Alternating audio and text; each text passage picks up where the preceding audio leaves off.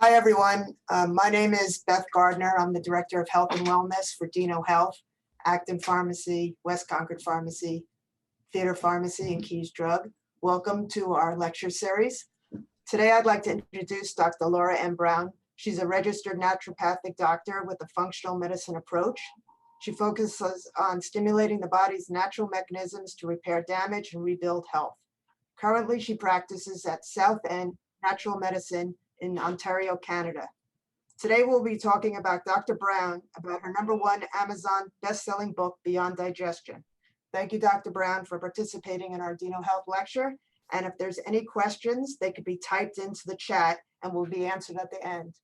I'm going to give Dr. Brown the floor, and please take it away.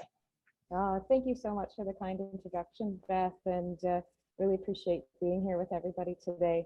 It's been a really good experience writing the book. It's my first book, and getting it out there. It's really a message I feel that the broader audience needs to be aware of. Gut health is something very close to my own health and experience, and it was through my journey and through my patient's journey that I was able to share so many deep stories about health. As a registered naturopathic doctor with a functional medicine approach, I really try to focus on removing obstacles, identifying trends and patterns, and just supporting the body in ways that it needs to return to its natural state of health. I'm also a HeartMath certified practitioner, and some people were asking ahead what that was all about. The HeartMath organization is an organization out of California who have studied the science of the heart since the early 1990s. And I sought out the program shortly after becoming a naturopathic doctor so that I could become more emotionally resilient. And through the techniques and practices, it really does that. And I have a program set up for patients whereby they can learn how to use the power of the heart and the power of the breath.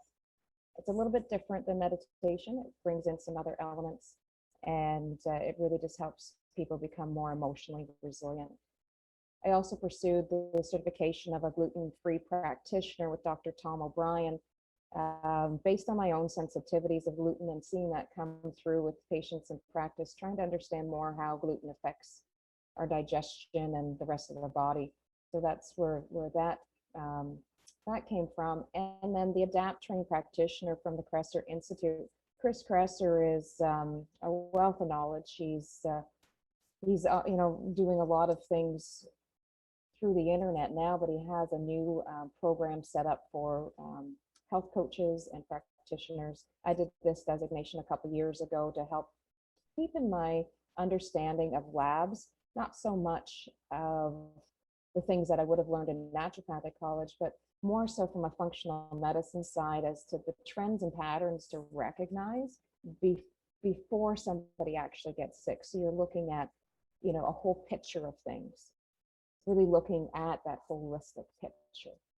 And I mean, that comes to play as a holistic practitioner is to look at the physical, the emotional, the cognitive, and the spiritual.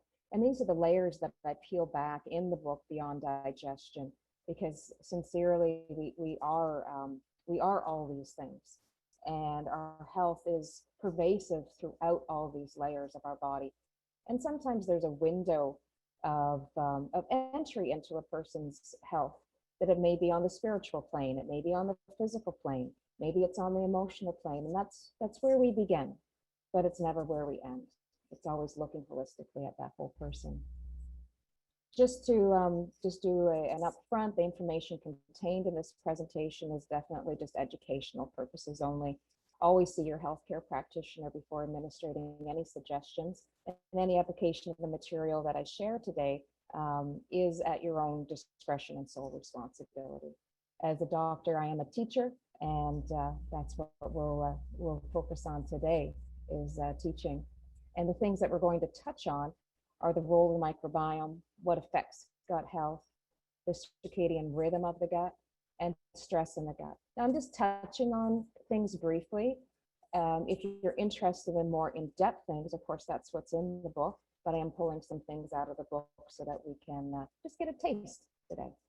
Thank you again to Ted and Beth for hosting me at Dino Health. It's just a sincere pleasure to be able to meet some new people and to chat with you who have joined us today.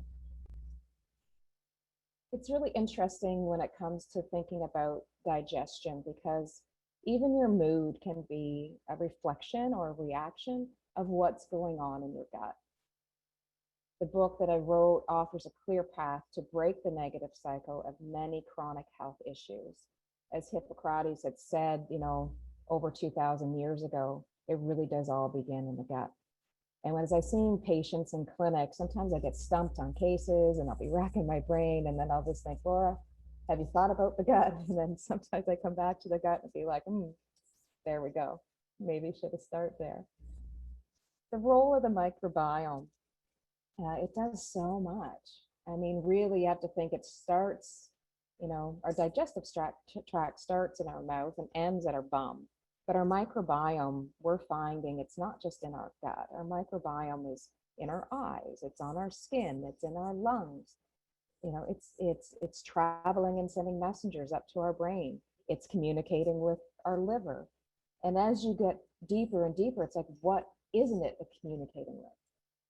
And just focusing back in on the gut itself contains 10 times as many microbes as your whole body contains human cells, which means 99% of your genes in your body actually come from microbes. I mean, like, newsflash, if we can affect these guys, if they're affecting our health, then we have some leverage, right? We could actually be bacteria having a human experience. The takeaway from this is 99% of what's in you is not you. Your gut is also your primary sensing organ. I touched on emotions before. When you sample your environment, you often do through your digestive tract. I mean, we taste things and we're bringing things in, but we're also bringing in, toxins when we bring that in. We're bringing in other stuff, but not just the physical things that come into our body. We have to think from an energetic perspective. The gut is an area of our solar plexus, and this is an area where we often pick up vibrations. And this is what we naturally just kind of ad hoc talk about, our gut reaction or our gut sense. It's something there that's actually quite real. When I was doing a podcast about a month ago with a practitioner out of Washington, they had mentioned in their Jewish background that the word for God is actually the gut. It's gut, and it's God and God is kind of the same thing, which I thought was rather interesting as well. But in another sense, we also have to digest our emotions. And our emotions are actually chemicals, right? There are our neurotransmitters, norepinephrine, epinephrine, dopamine, serotonin. All of these types of emotions are based on chemicals. And when we have a surge of chemicals, our body also has to digest those. So thinking about that, when life becomes difficult, our digestive process breaks down. And that means we're not digesting our food as well, and we're not digesting our emotions as well. And I talk about this extensively in all of the layers, in the physical layer, the emotional layer, the cognitive layer, and we'll get to that in a minute with the cognitive and sleep, and the spiritual layer. But the gut doesn't stop there. The microbiome also looks after detoxification. It's binding to constituents, fighting infectious intruders. I mean, 75 to 80% of our immune is in our gut. We're going to dive into that in a second. It's also responsible for elimination and letting go. Protection. The gut barrier is only one cell thick, but it does a ton for us. And protecting that gut, right? We hear so often about leaky gut. And there's many things that will contribute to that. But protecting from that is huge in protecting our body from the outside world and inflammation. The microbiome also looks after regulation of other body systems, hormone and energy distribution networks, the immune system, and the brain.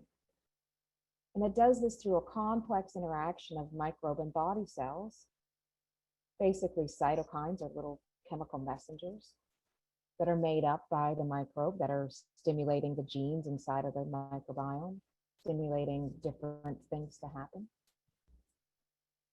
The microbiome also, of course, we're taking food in so we can have energy. So it's helping provide us energy.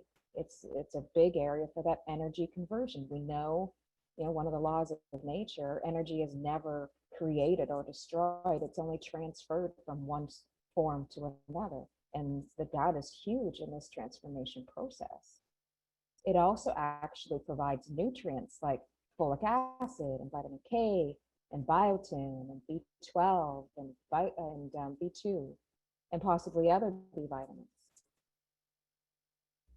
It affects our mood, whether we're happy, sad, depressed. And some of the surprising things that are becoming more known with more, there's tons of books on gut health and the gut-brain axis and things going on there. But it's interesting to note that 90% of our serotonin is made in our gut. Now, that's not all going up to the brain.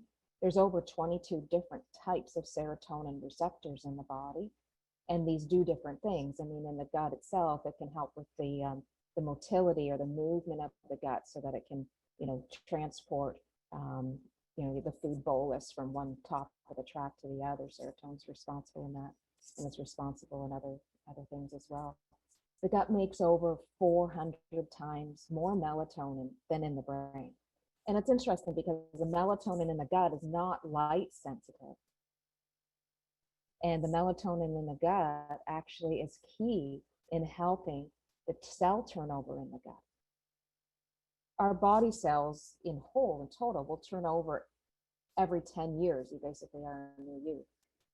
But the cells in the gut are much more speedy than that overall turnover. They turn over every 3 to 5 days. And the melatonin is really helpful in this process. The gut also makes GABA, which is a calming neurotransmitter. And the GABA plays a role. I see it a lot in the dysbiosis or the constipation, diarrhea swings when people get stressed. GABA plays a big role in there. Sometimes I use GABA with patients I had a patient, she was traveling and she'd always get diarrhea whenever she traveled. And she's like, what can I do about this? I'm fine every other time. So we tried GABA and it really was helpful. So that's, sometimes just, short-term things like that can be helpful. The gut bugs or our microbiome make chemicals that travel to the brain via the enteric nervous system and the vagal nerve. So the enteric nervous system is the nervous system within our gut, and then that connects intrinsically to the vagal nerve. And the vagal nerve is like this Autobahn that goes from the gut and through a lot of digestive organs up to the brain, and also takes messages from the brain and comes down to the gut. It's good to know that 80% of the messages go up to the brain and 20% come down. Our gut was actually our first brain.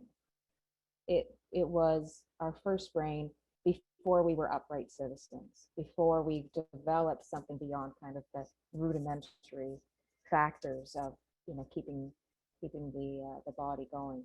So the gut actually was our primary sensing organ, and I think it still is. It's just that our brain thinks. It thinks it is. The role of the microbiome includes our immune system, as I mentioned just a few seconds ago, that over 70, some people even say 80, and maybe in some people it's 70 and others it's 80, but there's some spectrum in there. But a lot of our immune system's in our gut. IgA is our first line of defense. That's our immunoglobulin A, and that's laying along the border cells. It's kind of like our sentry guards along the castle wall, keeping the intruders out, saying, who do we let in? Who do we keep out? It's where we're meeting most of our external environment. Okay, and there may even be some of this IgA up in those perches with their bows and arrows, getting ready to take out those invaders. Okay, I always think of a castle. I thought of that analogy when I was traveling in Europe. We were in Italy and traveling some of those beautiful old castles and some of the walled cities, and I just thought, wow, this is a lot like that. So it's making choices as to what's safe to let in, and if not, let go. And traveling a little bit over to China here, just in my mind, I think Chinese medicine The large intestine is all about letting go.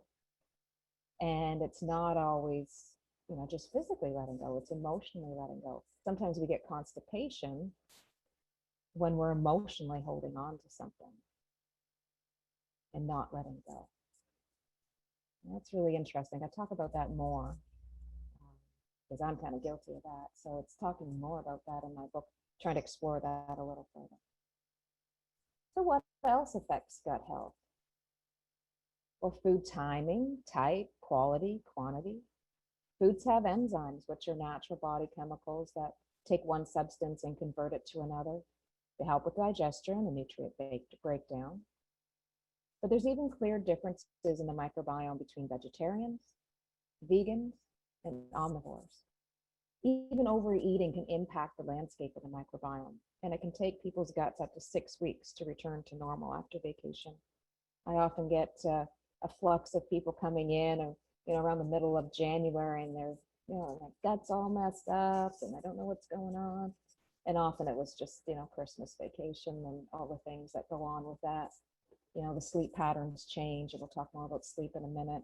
But the foods are different, they're rich and usually more alcohol and a little more sugar, and this messes with it. But what else about the quality of food? I mean, organic, do we really have to eat organic? I mean, something people often ask, and I usually say, well, when it's possible, yes, but it's not always possible. And then there's people like, well, why is organic important? Like, okay, yeah, maybe it tastes better, and I often find that because it's more natural, it doesn't have the sprays and stuff on it. But what's going on behind that? Is there a scientific reason beyond that I shouldn't be eating organic? And we find that the glyphosates that are being used in a lot of grain seeds, like a lot of the ones that are being pre-manufactured, when they're spraying on herbicides like Roundup or pesticides and insecticides, they're really meant to kill the bugs that eat the plants that your food, grows on. So it's interesting because the glyphosates alter the microbiome and promote release of the inflammation generating toxins. So when you're not eating organic, you have this potential to be taking in more glyphosates. Now, yes, you can wash your food. Some of these glyphosates are permeated into like the grain kernel. The washing's not going to be enough. But it's one of the wide reasons that we see the use of pesticides linked to chronic inflammation, obesity, and disease. Just one reason. There's lots, but that's one. And I'm always looking for, we can control about 20% of what we do. And if this is one of those things that we can control, nice, we can control. What else affects gut health? Gluten is always a big question. I'm visiting my daughter and son-in-law, and my son-in-law asked me, is gluten really all that bad for our daughter? And I'm like, well, most people don't have the digestive enzyme to break down gluten. So, for most, you can heal from the damage that gluten does in the small intestinal tract by the inflammation and stuff that goes on. Most would heal in about 20 minutes. But for some who are sensitive, that's about 5 hours. And usually it's time for the next meal. So we see that. We're also seeing, gluten. It's not always just gluten. Sometimes it's wheat. And there's other things in wheat. There's over 100 proteins in wheat.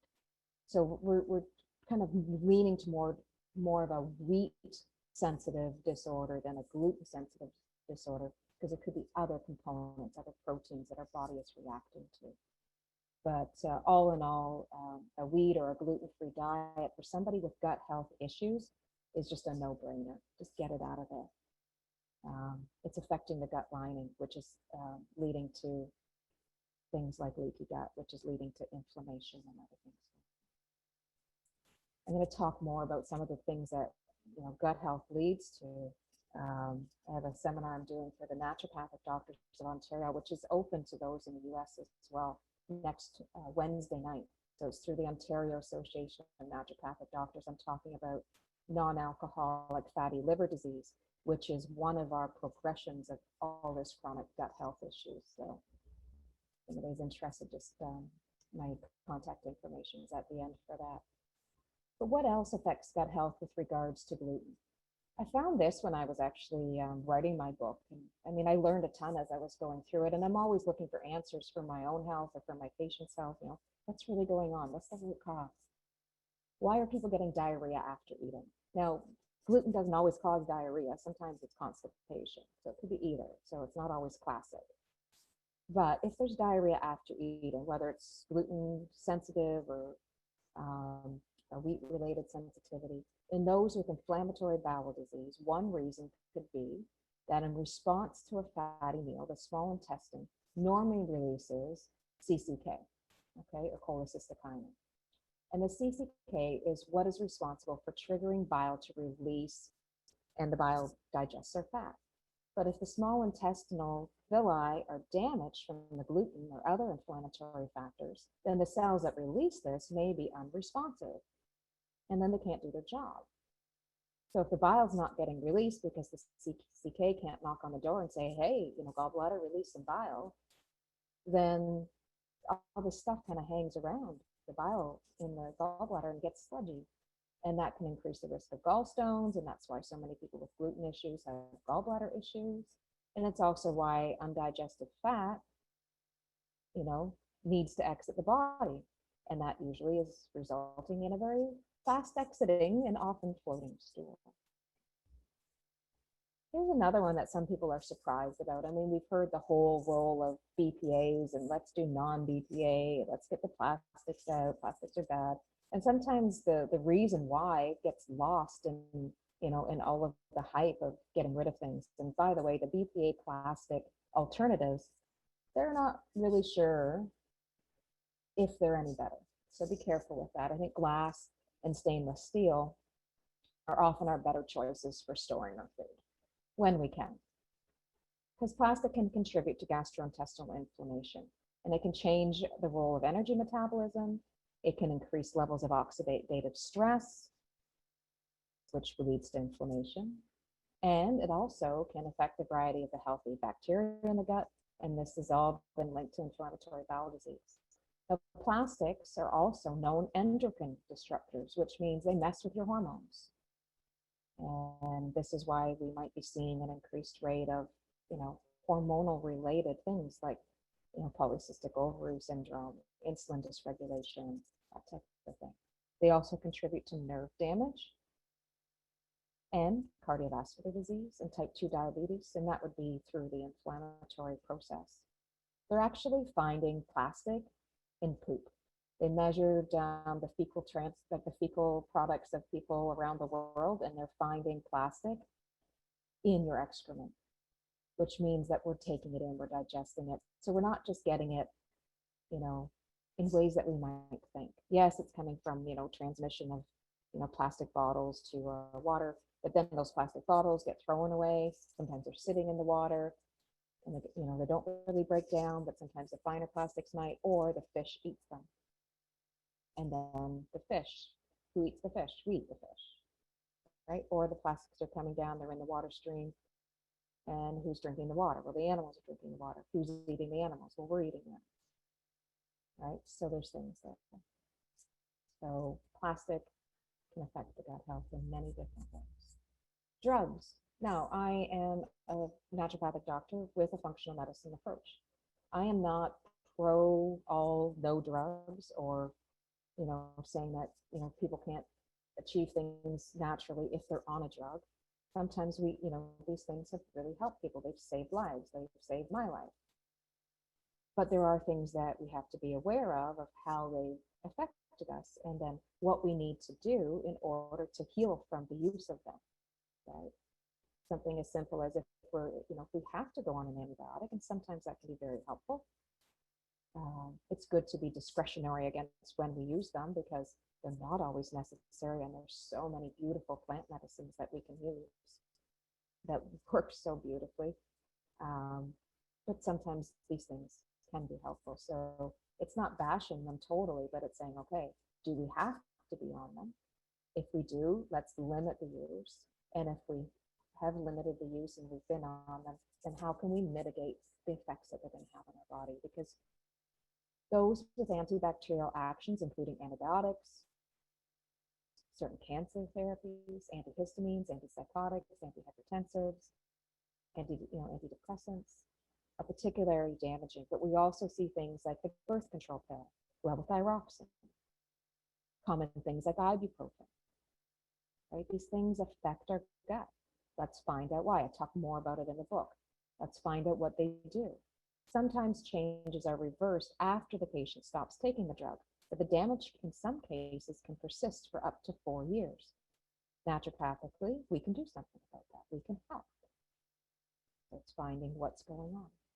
Sometimes it's a combination of drugs. Taking, 5 or more drugs can alter the microbiome in itself because the microbiome changes so that it can properly break down the drugs. So lots of things to think about there. Shifting into the gut microbiome and the circadian rhythm of the gut. This is one of my favorite chapters, is to talk about rhythms and flows, and I like that. Circadian comes from the circadian, the Latin circa, which means around or approximately a certain time of day. Abnormal sleep-wake patterns and disruption in environmental cues can aggravate the circadian rhythm and make intestinal cells more vulnerable to injury. Your body has a biorhythm, but your gut microbes also have their own biorhythms. And the interaction of the microbes and your gut affect your sleep-wake cycle, your hormone release, and your metabolism. Each gut microbe has its own circadian rhythm, and that tells it what to do in the gut and when. So just imagine these little guys waking up. It's like thinking, okay, think about, the children waking up and going to school. And different children are waking up, going to different schools. And maybe some are even going, at different times of the day. So these little gut microbes are waking up at different times to go and talk to other areas or visit other areas within your gut, to turn on genes, to turn on, processes, so that things can happen. And depending on which microbes make which short chain fatty acids, which is a byproduct of fermentation in your large intestine, determines which time human genes will be turned on and off. So these guys are playing with your genes. So you kind of want them on your side. That's how I look at it. You kind of want to be nice to these guys down there because they're working for you. And the genes activate biochemical pathways throughout the entire body. So just digesting that for a moment, it's huge. We've even found that the imbalance, right? We have no idea what a perfect gut microbiome looks like. Okay, there is no perfect picture. There is no pinnacle of achievement. There is no bottle of probiotics or prebiotics that we could take to make us perfect in our gut. We have our own personal fingerprint. But we do know that there is a general agreement as to a balance of the different types of families of microbes in our gut. And having a good balance also creates a good balance of these short chain fatty acids. And having them turn on and off at the right times is really important. And this is leading into many, many different long-term chronic diseases. What's coming to me right now is like the one with Alzheimer's, where when you have, too much valeriate, which is one of the, I don't think I mentioned that wrong. You have too much of it, but it's a short chain fatty acid. It tends to impact the folding of the proteins in the brain, which can contribute to Alzheimer's and things like that. Circadian rhythm of the gut. So sleep, we talked about a little bit this earlier. When we have inflammation in the gut, typically that's from too many gram-negative bacteria, and those are bacteria that have a different cell structure than the gram-positive ones. And a little bit okay, but too much can cause too many lipopolysaccharides, which is basically kind of what they make as a byproduct. And this can cause inflammation if there's too much. but it's not an all or nothing. We need a little bit. We need a little bit of lipopolysaccharides because those, together with some cellular chemicals called cytokines, help induce your dream state or your REM sleep. And an imbalanced microbiome can actually promote larger quantities of these toxins, of these LPS, and the chemical messengers, which not only disrupt sleep, but it can also lead to the inflammation, which, impacts head, muscles, joints. And, when you have pain, that just keeps you up at night. And then it's like that vicious circle. We've got inflammation, so we end up with joint pain. We have joint pain, so now we can't sleep. So somehow we have to intervene that. So talk about that a bit more in the book as well. But when we are in a dream state, we are in our natural state, which is spirit. I love that. Cortisol, in its healthy biorhythm, interacts with the microbiome and releases, cellular biochemicals, which appear to help the body shift from early non-REM sleep to late sleep.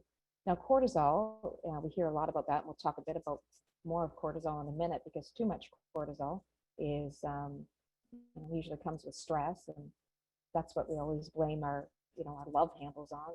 Too much cortisol. We tend to accumulate that fat around the abdomen with it. But we need some. I mean, cortisol is our natural cup of coffee in the morning. For our cortisol rhythm, our biorhythm, it kind of, rises a little bit in the morning, helps get us up, kind of dips down mid-morning, and then early afternoon, we get another little bump. And then, as the light in the sky dims, cortisol goes down, and that's when the melatonin comes out. It's just a lovely dance, right? Lovely dance of day to night, cortisol to melatonin, awake and action to rest and restoration. It's that yin and yang, right? During the REM, or the rapid eye movement, and sleep, we dream the deepest. We also know that dream deprivation results in catastrophic breakdown of the psyche. Dreams and sleep are keepers of our sanity. Sleep is better than medicine. If we're not sleeping, not much else is happening. So we're talking about cortisol, and that leads us nicely into the gut and stress. And according to the American Association of Anxiety and Depression, that was their stat from 2019, 70% of people with irritable bowel syndrome are not getting treatment. But of those who do, over half of them suffer from anxiety and depression. That whole gut-brain axis, right? 40 million adults between 18 and 54 seek help for anxiety, and that's almost 20% of the population. There's clearly a distinct link between the mood and the gut. And I talk about this big time, and I've done lots of presentations on it. And which comes first, food or mood? Well, sometimes food comes first. Sometimes the food we eat can create anxiety. A cup of coffee triggers adrenaline, much like we would experience with cortisol. If we're really stressed and we're having that cup of coffee, now we're double trouble. There's lots of that going on. And we have to break down both the cortisol and the cup of coffee. And we do that through our digestive tract. So, links there. Which coming first? Food? Well, in that case, there was food and mood going on. Why do we reach for our warm comfort food when we're stressed? Why have people, reached for so much comfort food over the past 12 months? Have a little bit of COVID weight gain, right? That can be because we're looking for that comfort. We're looking for the comfort food. There are some foods that naturally promote dopamine, serotonin. Okay, but it's recognizing so that we're not using food as a coping strategy, but it's appreciating that it can be our medicine. How does stress affect the gut? Well, sugar intake can impact the microbiome balance. Microbiome imbalance can lead to cortisol, stress. Okay. Cortisol and stress can spike inflammation. Inflammation can spike more cortisol and stress. That can be like a nasty little loop there. Finding ways to intervene there. And that's where I find the heart math breathing, learning how to regulate our emotions, can be really helpful. But then if we, don't intervene enough, or we still have some inflammation going on, and inflammation can come from outside sources as well. We'll talk about that. It can weaken the immune system. And where's most of our immune system? Well, 70, 80% is in our gut. Where's the other 30% in our bloodstream, in the rest of our gut? What happens if we have leaky gut? Well, what's in our gut ends up going in our bloodstream, or parts of it that should be staying in. So now we end up with, a whole immune system on guard. It got through those castle walls, right? And then what happens? We get stressed and we think, oh, I need more sugars because that'll give me a nice dopamine release. And then what happens is we end up in the sleep. And what's really, it's funny, when I was writing a book, I'm like, it's sugar, it's more addictive than cocaine. And then my editors go through, and I've got like one round of edits that would make sure that what I'm saying is correct. I'm not just making stuff up. So they're like, Laura, I really think you should have like, a scientific, evidence-based article to support this. And I'm like, sure. And so I'm like, looking up on PubMed to pull things up.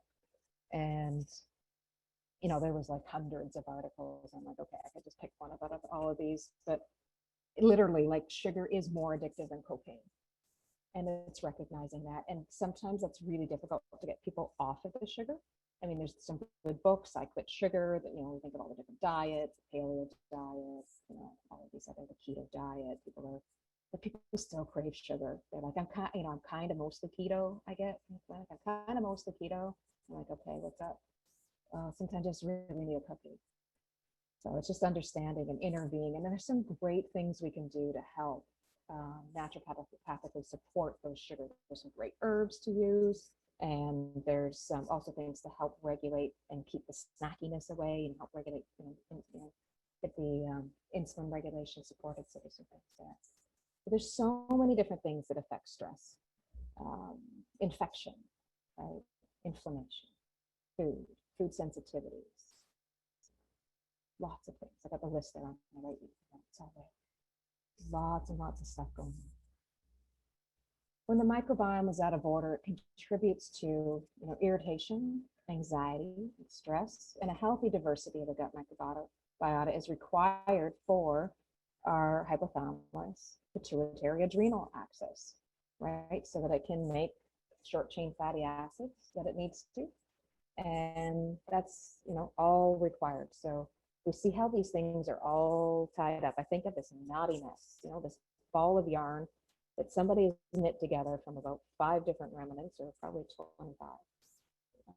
There's just lots of things. And I always say, I'm always curious on how we're knit together. And this is truly, I think the gut is how we knit together.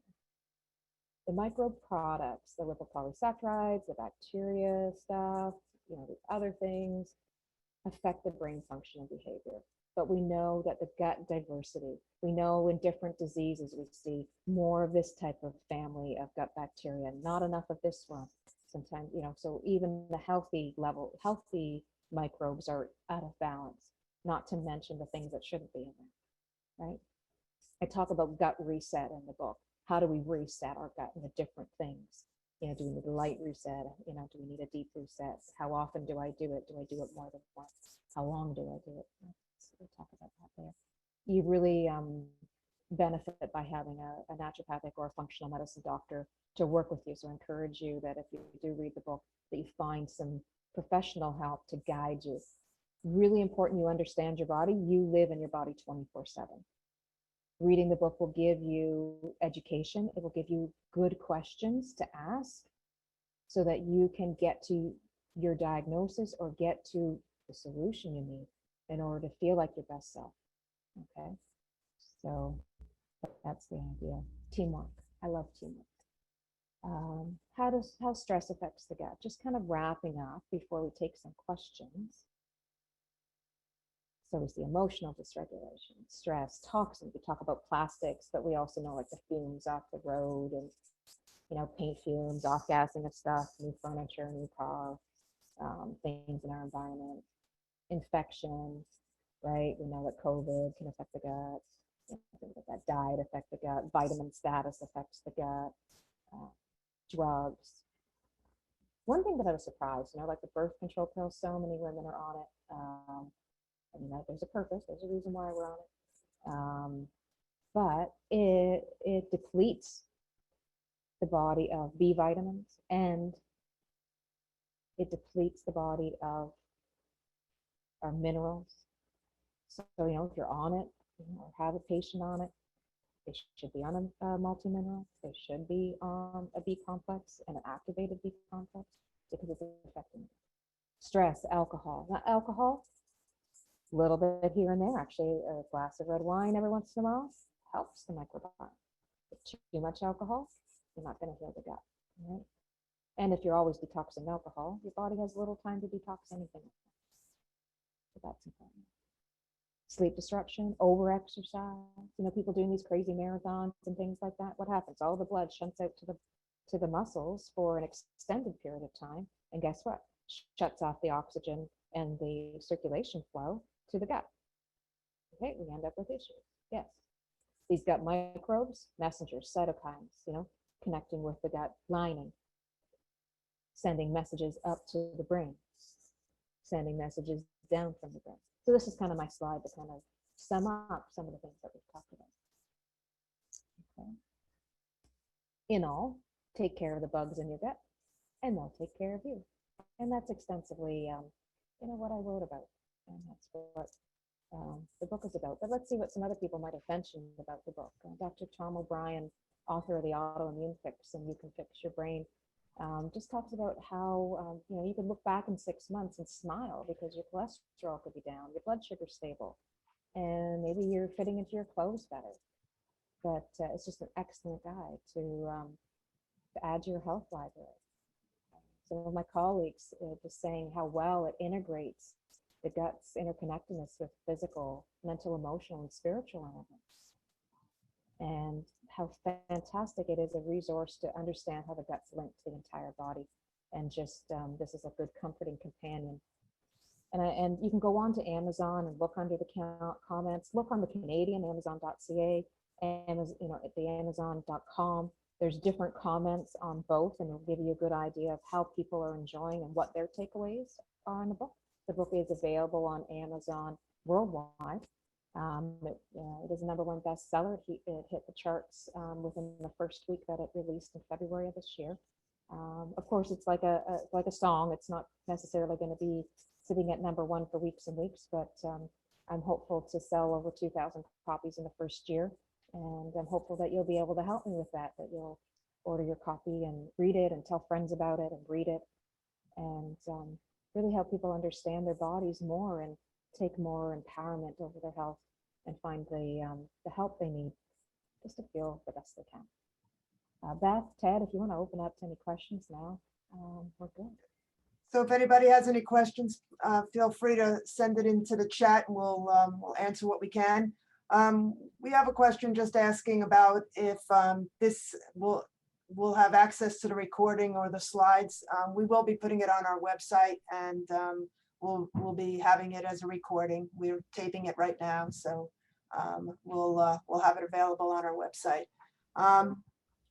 Let's see. You see any questions? For right now, yeah. And for right now, I don't see any questions that came through. I want to just thank Dr. Brown for this wonderful lecture. It was one I actually really took a lot in and learned a lot. And if anybody is interested, grab her book. It would be wonderful to have a great read. And there's so much information about the gut, and it's just a short period of time isn't just a tip of the iceberg of the gut health relationship. So I want to thank everybody for participating, and I hope everybody has a great day. And thank you, Dr. Brown. I really appreciate your time and your effort, and good luck with the book. Thank you so much. Thanks, Beth. Thanks, Ted. Thanks, everybody, for joining. If you have any questions that you think of later, feel free to connect. I'll put the connection information up on the screen. Essentially, it's Dr. Laura at southendguelph.ca. Lots of things on the blog posts and some other podcasts that I've done. doing more podcasts. Welcome to be a guest on any podcasts that are out there. It's just fun chatting with people and getting to know I do other have, people and the I questions. do have a couple of questions that just started to come through. So somebody asked, they said, Do you have any feelings about intermittent fasting? do you have any feelings about intermittent fasting? What is your take on that? Oh, yes, because that ties right in with the circadian rhythm of the gut, right? It also ties into what I talk about, like digestive rest.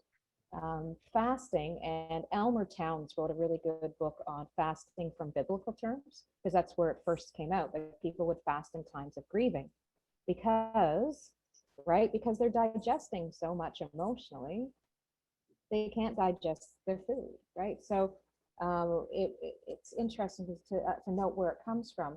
But nowadays we're using it for insulin regulation. And what I find in my mind, like tell me I can't eat for, more than 12 hours and I start, wanting to eat everything in sight. But if you tell me I'm giving myself a digestive break or a digestive rest, I'm okay.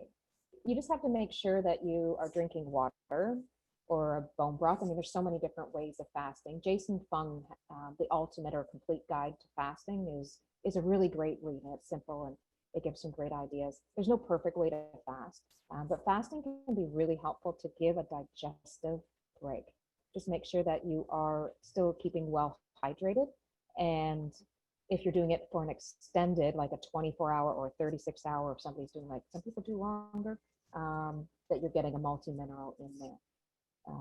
And that if you do feel wonky, fasting isn't about starving yourself. If you're feeling wonky, and I talk about this in my book, if you feel wonky, you want to just eat. So there's different ways. And sometimes it's easing yourself into it. I introduced fasting so that I could help my insulin regulation, and it did a splendid job.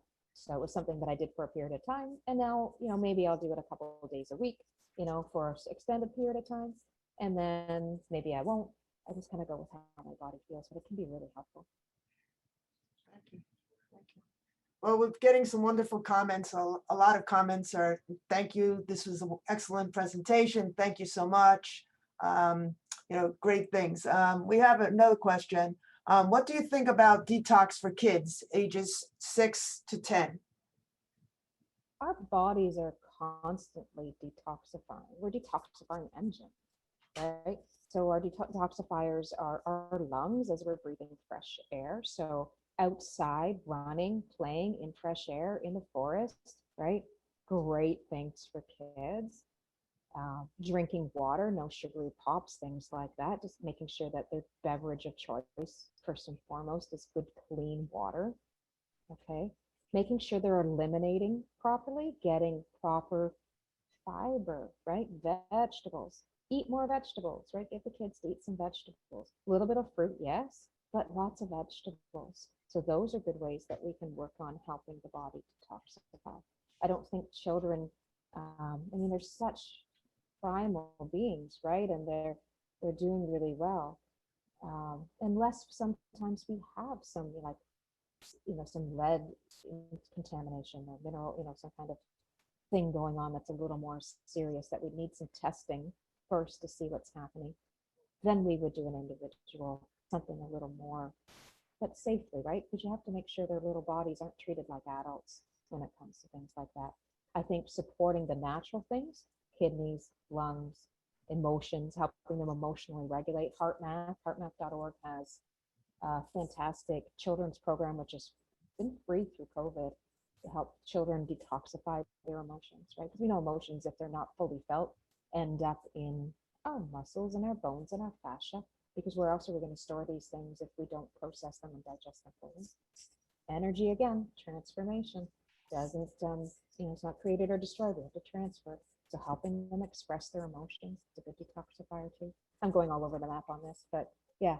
So I would go for the natural lifestyle things and dietary things and good healthy water and fresh air as our primary go-tos with all of us, not just the children. But, yeah.